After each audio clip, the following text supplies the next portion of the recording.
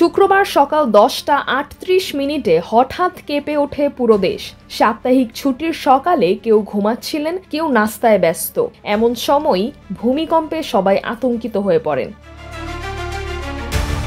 সাম্প্রতিক বছরগুলোতে দেশের আশেপাশে ছোট বড় মিলে 1.5 শতাধিক ভূমিকম্প হয়েছে। বিশেষজ্ঞরা বলছেন এগুলোই বড় বিপদের সতর্ক সংকেত। সিলেট থেকে চট্টগ্রাম পর্যন্ত অঞ্চলটি অত্যন্ত সংবেদনশীল। সুনামগঞ্জ থেকে কিশোরগঞ্জ থেকে মেঘনা নদী হয়ে বঙ্গোপসাগর পর্যন্ত বিস্তৃত অংশটিকে লকড জোন বলা হচ্ছে, যেখানে দীর্ঘদিন ধরে চাপ জমে আছে। শত বছর ধরে বড় ভূমিকম্প না হওয়ায় যে কোনো সময় 8 থেকে 9 মাত্রার শক্তিশালী কম্পন ঘটতে পারে।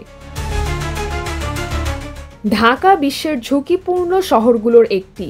ঘনবসতি, দুর্বল অবকাঠামো এবং বিল্ডিং কোড না মানার কারণে বিশেষজ্ঞদের মতে ঢাকার কাছে 7 মাত্রার ভূমিকম্প হলে লাখো মানুষ হতাহত হতে পারে এবং প্রায় 1/3 ভবন ধসে পড়তে পারে।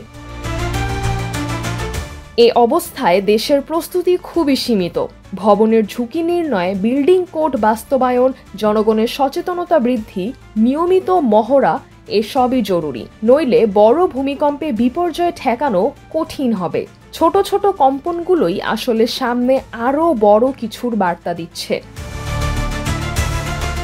সিজরাতুল আভা, দৈনিক আওয়ার বাংলাদেশ।